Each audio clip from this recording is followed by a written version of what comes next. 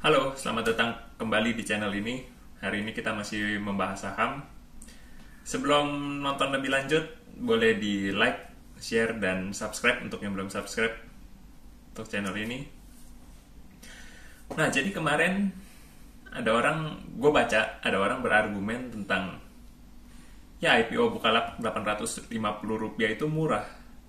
Sebenarnya nilai wajarnya itu jika menggunakan GMV valuation itu sebesar 2000. Nah, tapi argumen gue mengatakan lain. Karena menurut gue pribadi ya, GMV valuation nggak bisa dipakai untuk memvaluasi perusahaan seperti Bukalapak maupun marketplace lain. Untuk mengetahui alasannya, ya sebelumnya kita perlu paham dulu apa itu GMV.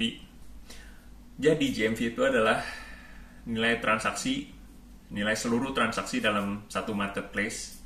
Biasanya untuk menghitung valuasi kita butuh satu variabel lagi, yaitu harga perusahaan atau market cap dibilangnya. Nah, rumusnya tuh jadi begini, harga perusahaan dibagi dengan GMV.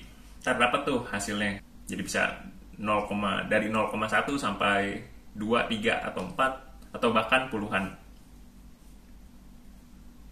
Semakin besar nilai ini ya maka semakin mahal. Nah, semakin kecil ya kebalikannya semakin murah. Nah, setelah punya rumus ini ya sekarang kita bisa hitung nilai valuasi dari marketplace lain yang nanti mungkin bisa kita compare dengan Bukalapak. Nah, di sini ada perusahaan yang gue udah pelajarin sejak lama. Yang pertama ada Amazon dan yang kedua ada Alibaba. Nah, di sini ada market cap dan GMV-nya, jadi kita bisa langsung dapat tuh, tinggal dibagi aja dari market cap dibagi dengan GMV-nya. Nah, setelah dihitung, Amazon dapat di nilai 3,8 dan Alibaba di 0,4. Tapi valuasi ini ada dua kelemahan besar. Apa itu? Yang pertama, ya kita nggak bisa compare mentah-mentah ketiga marketplace tersebut, karena alasannya ya walaupun kita mengenal Amazon, Alibaba, dan Bukalapak ini marketplace, tapi secara bisnis model itu mereka sebenarnya nggak persis sama.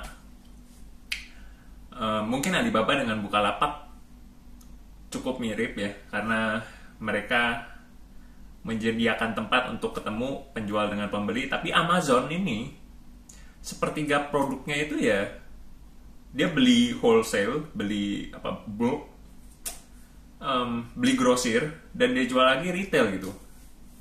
Nah, sedangkan Alibaba dan Bukalapak ini ya mereka cuma menyediakan platform dan yang menyetok barang dan menjual barang itu ya si penjual, pihak ketiga.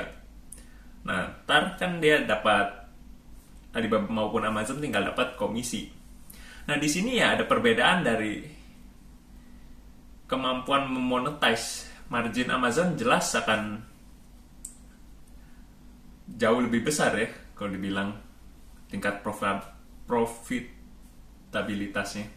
Karena dia repot-repot gitu untuk beli barang, ngestok, plus dan dia juga yang menjual kan. Nah, ini semua sih sebenarnya ntar akan gue jelasin lebih lanjut jika kita compare secara kemampuan revenue, kemampuan memonetize GMV menjadi revenue, itu bakal kelihatan. Nah, selain itu juga karena Amazon dan Alibaba ini perusahaan besar di mana bisnisnya bukan cuma marketplace. Seperti yang kita tahu, Amazon juga ada bisnis web service, di mana web service-nya itu dipakai oleh Tokopedia, Netflix, JP Morgan. Nah, jadi untuk harga Amazon di 3,8 kali GMV ini ada potensi dihargai lebih mahal. Karena ya waktu kita ngomong GMV itu kan kita hanya melihat marketplace-nya saja. Kita nggak lihat bisnis lainnya juga. Nah, itu kelemahan yang pertama. Jadi kita nggak bisa compare mereka secara mentah-mentah, karena walaupun kita kenal sama-sama marketplace, tapi ya secara environment berbeda dan secara bisnis model juga sedikit berbeda. Nah, yang kedua, kelemahan kedua adalah karena menurut gue ya GMV itu, waktu kita ngomong GMV, nah ini valuasi awal sekali, bahkan kita belum ngomong tentang pendapatan loh. Padahal kalau kita ngomong valuasi, ya valuasi itu dasarnya kan hal paling mendasar. Berapa sih si perusahaan ini, kemampuan perusahaan ini mencetak uang gitu. Dan kita mau bayar ke mesin pencetak uang ini di harga berapa? Nah, menurut gue itu valuasi. Kalau kita ngomong tentang GMV, di mana belum tentang kita ngomong berapa duit yang bisa dihasilkan dari GMV, duit yang dihasilkan itu masih mesti dipotong cost ya kan, mesti gaji karyawan, mesti bayar sewa kantor, listrik, dan lain-lain. Nah, kalau kita udah tahu berapa kemampuan perusahaan memonetize GMV-nya menjadi pendapatan, lalu kemudian dikurangi cost sehingga mendapatkan laba, nah, gue baru bisa hitung tuh berapa valuasinya. Jadi ya kelemahan kedua ya, karena ya terlalu awal menurut gue kalau kita ngomong tentang GMV. Karena kita aja belum ngomongin pendapatan, belum ngomongin cost. Sekarang IPO Bukalapak itu dihargain di 750 per lembar rupiah. 750 rupiah per lembar sampai 850 rupiah per lembar. Nah, jumlah saham yang beredar itu ada 77 miliar. Nah, kalau kita kalikan harga per lembar dengan jumlah saham beredar, maka kita dapat nilai perusahaan tersebut, atau kita bilang biasa market cap. Nah, market cap Bukalapak itu ada di sekitaran 58 triliun sampai 65 triliun rupiah. Nah, kalau kita kalikan dengan kurs rupiah terhadap dolar, di mana 14.000 kita pakai, kita dapat market cap-nya dalam US dollar, yaitu sebesar 4,1 miliar sampai 4,6 miliar US dollar. Di sini gue udah hitungin market cap dari Amazon, Alibaba, dan juga Bukalapak beserta dengan GMV dan price to GMV-nya. Di sini kalau kita lihat, Amazon ini perusahaan yang dihargain sangat mahal oleh publik. Nilainya sebesar 1,9 triliun US dollar. Nah, Alibaba dihargain 490 miliar US dollar, sedangkan Bukalapak dihargain 4,6 miliar US dollar. Nah, untuk GMV-nya sendiri, Amazon ada di 490 miliar US dollar, sedangkan Alibaba jauh di atas dari Amazon, sampai lebih dari 2 kali lipatnya, yaitu 1,2 triliun US dollar. Namun Bukalapak ada di sekitar 6 miliar US dollar. Nah, kalau kita hitung price to GMV, di mana rumusnya itu kan market cap dibagi dengan GMV, maka Amazon dihargain sangat mahal nih, sebesar 3,83, dan Alibaba dihargain sangat murah, 0,4. Bukalapak ya di tengah-tengahnya, 0,8. Tapi kita nggak bisa bilang bahwa 3,83 ini mahal, 0,4 murah, atau 0,8 ya nggak tahu mahal atau murah. Kenapa?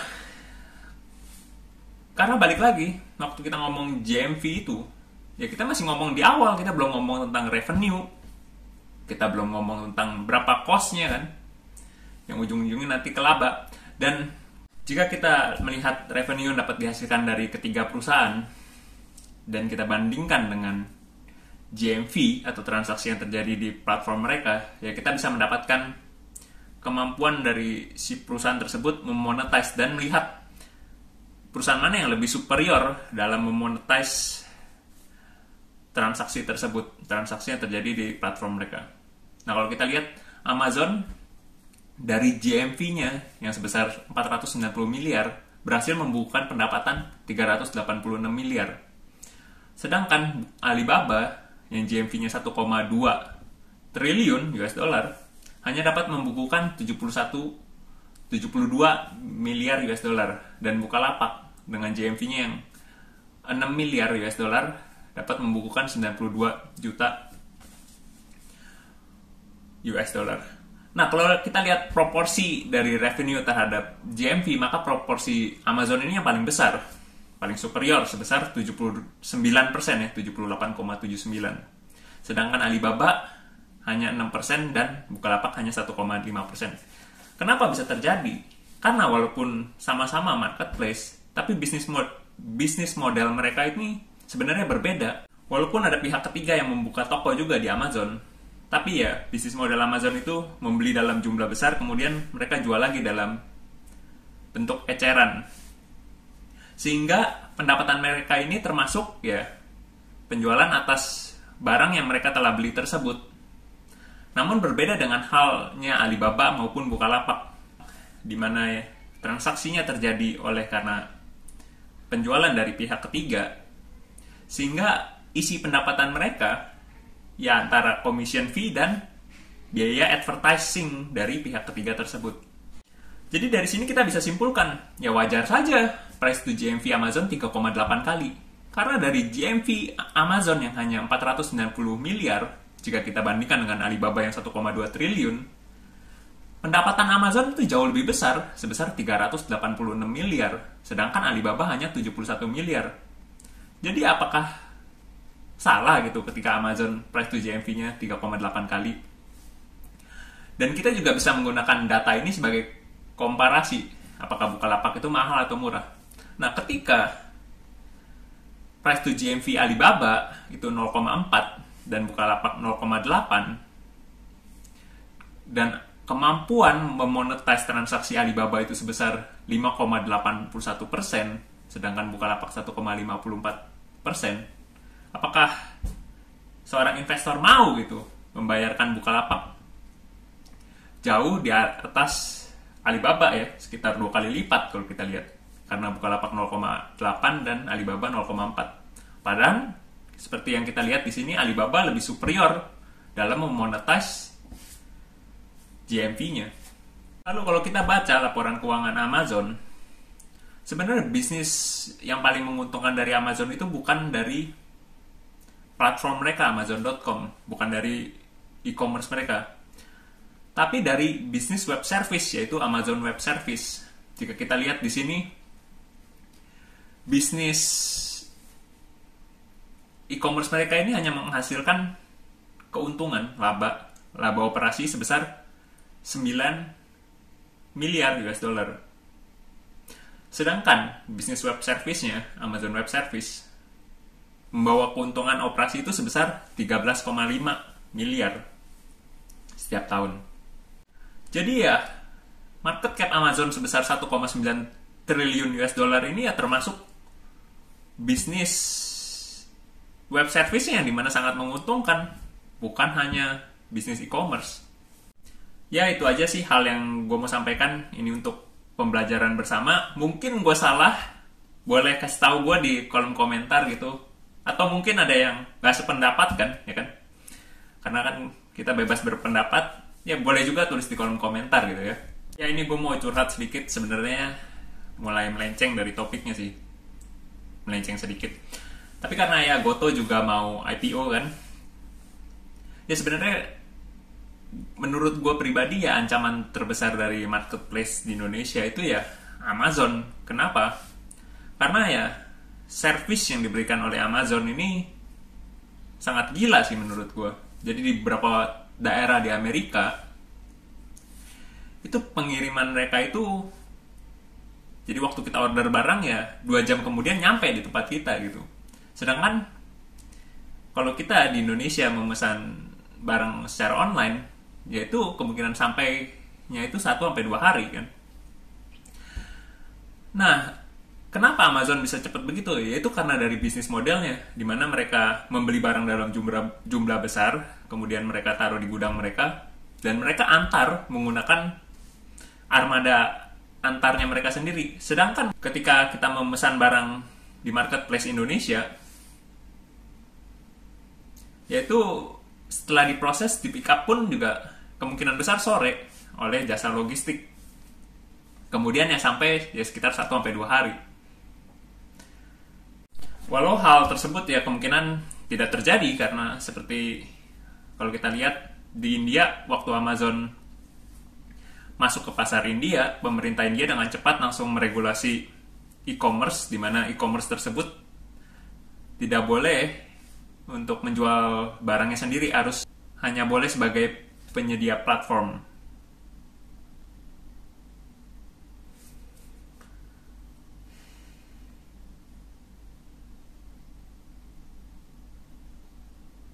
Dan gue pikir ya mungkin pemerintah Indonesia nanti juga bisa melakukan hal yang sama, di mana jadi menguntungkan untuk pemegang saham dari e-commerce Indonesia. Tapi yang disayangkan ya akhirnya kita sebagai user atau consumer, ketika kita sebenarnya bisa mendapatkan service di mana barang yang kita pesan nyampe hanya dalam waktu 2 jam, ya akhirnya tidak terjadi. Oke, mungkin sekian dulu untuk video kali ini. Sampai ketemu di video selanjutnya. Bye-bye.